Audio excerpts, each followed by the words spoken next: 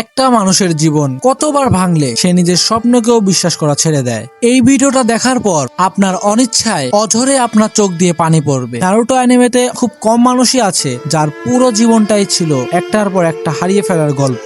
আজ আমরা কোনো ভিলেনের গল্প শুনবো না, আজ আমরা শুনবো এক ব্রোকেন হিরোর গল্প, একটা ছেলের গল্প যে শুধু হোকাগে হতে চেয়েছিল কিন্তু শেষ পর্যন্ত নিজের নামটাও হারিয়ে ফেলেছিল। ছোটবেলায় ওবিটোর জীবনে এমন কেউ ছিল না যাকে সে বাবা মা বলে ডাকতে পারে। তার শৈশব কেটেছিল তার দাদির সাথে। ছোট থেকেই সে অন্যদের সাহায্য করতে ভালোবাসতো। সে প্রায় ট্রেনিং এ দেরি করে পৌঁছাতো, কারণ পথের মধ্যে কারো না কারো সাহায্য করতে থেমে যেত। তার বিশ্বাস ছিল একজন সত্যিকারের শিনোবি শুধু শক্তিশালী হলেই হয় না, ভালো মানুষও হতে হয়। তার স্বপ্ন ছিল একদিন সে হোকাগে হবে, কিন্তু স্বপ্ন দেখা যত সহজ সেই স্বপ্নের দিকে হাঁটা ততটা সহজ ছিল না। কারণ একই সময় ছিল কাকাশি হাটাকে। যেখানে কাকাশিকে সবাই প্রতিভা বলে চিনত, সেখানে ওবিটোকে সবাই দেখতো পিছিয়ে থাকা একজন ছাত্র হিসাবে। পরীক্ষায়, মিশনে, দক্ষতায় প্রায় সব জায়গাতেই সে কাকাশির থেকে পিছিয়ে থাকতো। আর ধীরে ধীরে অন্যদের চোখে নয়, নিজের চোখেও সে নিজেকে ছোট ভাবতে শুরু করলো। তবুও একটা জিনিস তাকে ভেঙে পড়তে দেয়নি, ঋণই ছিল সেই মানুষ যার সামনে দাঁড়ালে ওবিটো আবার নিজের ওপর বিশ্বাস ফিরে পেত।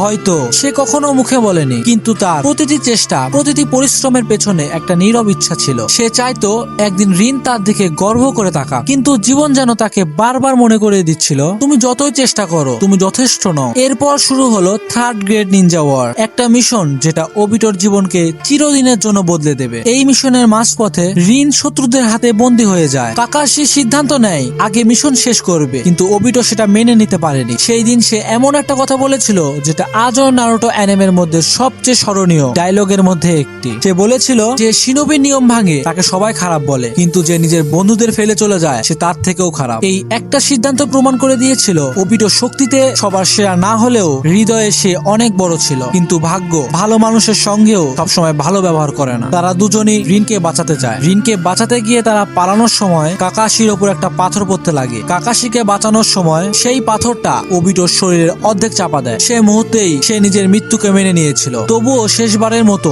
সে কাকাশির দিকে তাকিয়ে নিজের শারিনগান তাকে উপহার দেয়। ভাবো একবার, যে ছেলেটা সারা জীবন কাকাশিকে হারাতে চেয়েছিল, শেষ মুহূর্তে সেই ছেলেটি নিজের সবচেয়ে মূল্যবান জিনিসটা কাকাশিকে দিয়ে গেল। হয়তো এটাই ওবিটো ছিল, হারতে হারতেও অন্য কাউকে জিতিয়ে দিয়ে যাওয়া একজন মানুষ। কিন্তু ওবিটো তখনও জানতো না পাথরের নিচে শুধু তার শরীর চাপা পড়েনি, চাপা পড়েছিল তার সব স্বপ্ন, সব ভালোবাসা। আর শুরু হতে যাচ্ছিল তার জীবনের সবচেয়ে নিষ্ঠুর অধ্যায়। পাথরের নিচে চাপা পড়ে থাকা সেই ছেলেটা আসলে মারা যায়নি, ভাগ্য তাকে বাঁচিয়েছিল না, বরং এমন একজনের হাতে তুলে দিয়েছিল যে তার ভাঙা হৃদয়কে নিজের স্বপ্ন পূরণের অস্ত্র বানাতে চাইবে। সে ছিল মাদারা উজিহা। হাসির আমার কোষ দিয়ে ওবিটোর ক্ষত শরীর কোনোভাবে জোড়া লাগানো হয়, কিন্তু একটা মানুষের শরীর জোড়া লাগানো যত সহজ, ভেঙে যাওয়া মনকে জোড়া লাগানো ততই অসম্ভব। প্রতিদিন ওবিটো শুধু একটা কথাই বলতো, আমাকে কোনো হাতে ফিরতে হবে, ঋণ আর কাকাশি আমার জন্য অপেক্ষা করছে। কিন্তু মাদারা শুধু হেসে বলতো, এই পৃথিবীতে আশা বলতে কিচ্ছু নেই, এখানে শুধু আছে যুদ্ধ, আছে শুধু মৃত্যু, আর আছে মানুষের অর্থহীন কষ্ট।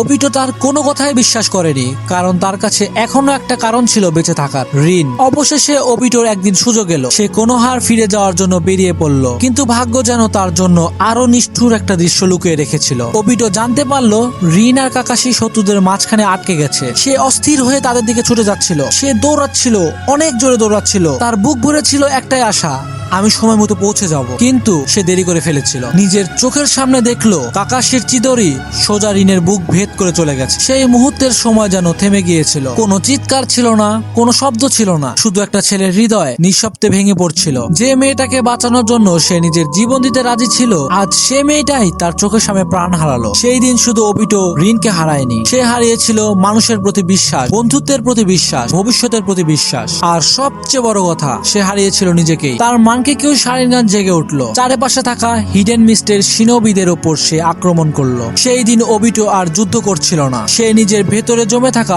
অসংখ্য যন্ত্রণার বিস্ফোরণ ঘটাচ্ছিল। রক্তে ভিজে গিয়েছিল পুরা যুদ্ধক্ষেত্র, কিন্তু এত মানুষকে হারিয়েও তার ভেতরে শূন্যতা একটুও কমেনি, কারণ যে মানুষটাকে সে ফিরিয়ে আনতে চাইছিল সে আর কখনো ফিরবে না। ঠিক এই মুহূর্তেই মাদারার কথাগুলো তার কাছে সত্যি মনে হতে শুরু করলো। এই পৃথিবীতে সত্যিকারের সুখ নেই। যখন একজন মানুষের বাঁচার একমাত্র কারণই হারিয়ে যায়, তখন সে আর পৃথিবীকে আগের মতো দেখে না। ওবিটো আর আগের ওবিটো ছিল না। সে বিশ্বাস করতে শুরু করলো যদি এমন একটা পৃথিবী তৈরি করা যায় যেখানে কেউ কাউকে হারাবে না, সেখানে মৃত্যু থাকবে না, সেখানে ঋণ বেঁচে থাকবে, তাহলে সেই মিথ্যা পৃথিবীও এই নিষ্ঠুর বাস্তবতার চেয়ে অনেক ভালো। আর ঠিক সেই দিন থেকেই ওবিটোর মৃত্যু হয়েছিল। বেঁচে ছিল শুধু একটা ভাঙা হৃদয় যে পৃথিবীর ওপর প্রতিশোধ নিতে প্রস্তুত হয়ে উঠেছিল। সেই দিন থেকে পৃথিবী আর ওবিটোকে বদলায়নি, ওবিটোই পৃথিবীকে বদলে দিতে চেয়েছিল। সে বিশ্বাস করত মানুষকে সুখী করতে হলে বাস্তবতাকে বদলাতে হবে, আর সেই বিশ্বাসই তাকে মাদারার পরিকল্পনার পথে হাঁটতে বাধ্য করলো। বছরের পর বছর সে নিজের নাম লুকিয়ে রাখলো, নিজের পরিচয় মুছে ফেললো, নিজের স্বপ্নকেও কবর দিল।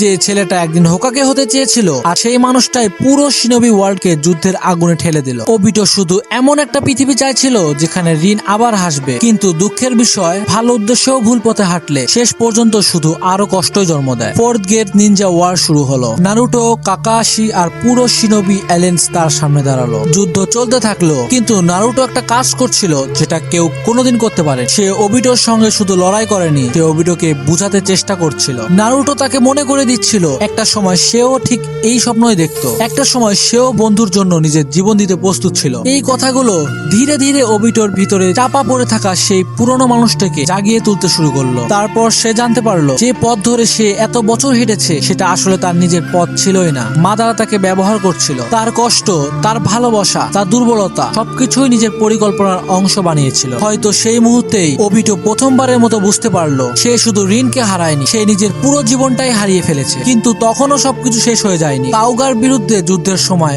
ওবিটো আর নিজের জন্য লড়েনি, সে নারুটোকে বাঁচিয়েছিল, সে কাকাশিকেও বাঁচিয়েছিল। যে বন্ধুর উপর এক সময় সে রাগ করেছিল, শেষ মুহূর্তে সেই বন্ধুর জীবন বাঁচাতেই সে নিজের জীবন দিয়ে দিল, যেমনটা সে এর আগেও করেছিল। মৃত্যুর ঠিক আগে তার মুখে আর কোনো অভিযোগ ছিল না, কোনো ঘৃণা ছিল না, ছিল শুধু একটা শান্তি। কারণ বহু বছর পর সে আবার সেই ওবিটোকে ফিরে পেয়েছিল যে অন্যকে বাঁচানোর জন্য নিজের জীবন দিতে দ্বিধাবোধ করত না। এরপর সে রিনের কাছে ফিরে গেল, কিন্তু এইবার কোনো যুদ্ধ নয়, কোনো বিচ্ছেদও ছিল না, শুধু দুজন মানুষের বহুদিনের অপেক্ষার শেষ দেখা। ওবিটো হোকাগে হতে পারেনি, সে রিনকে নিয়ে জীবন কাটাতে পারেনি, নিজের স্বপ্নকেও পূরণ করতে পারেনি, তাই অনেকেই তাকে ব্যর্থ বলে। কিন্তু হয়তো ওবিটোর সবচেয়ে বড় ব্যর্থতা ছিল না সে কত কিছু হারিয়েছে, বরং সে অনেক দেরিতে বুঝেছিল যে মানুষ হারিয়ে যাওয়ার পর পৃথিবী বদলালেও সে মানুষ আর ফিরে আসে না। এই কারণেই নারুটোর সবচেয়ে শক্তিশালী চরিত্রের একজন হয়েও ওবিটো উচিহা আমাদের মনে থেকে যায়, একজন ভিলেন হিসাবে নয়, বরং একজন মানুষ হিসাবে যে নিজের জীবনের কাছে বারবার হেরে গিয়েছিল। দিন শেষে ওবিটো পৃথিবী ছেড়ে চলে গিয়েছিল, কিন্তু তার বুক ভরা অপূর্ণতা, স্বপ্ন, না বলা ভালোবাসা আর অসংখ্য আফসোস যেগুলো আজও নারুটোর গল্পে রয়ে গেছে। আর এইখানেই শেষ হয়ে যায় ওবিটোর গল্প। তো আজকের ভিডিওটা এই পর্যন্তই ছিল। ভিডিওটা ভালো লাগলে ভিডিওটাতে অবশ্যই একটা লাইক করে দেবেন এবং চ্যানেলটিকে সাবস্ক্রাইব করে দেবেন। আর ভিডিওটা দেখে যদি আপনি ইমোশনাল হয়ে যান তাহলে অবশ্যই কমেন্টে জানাবেন। দেখা হচ্ছে অন্য ভিডিওতে।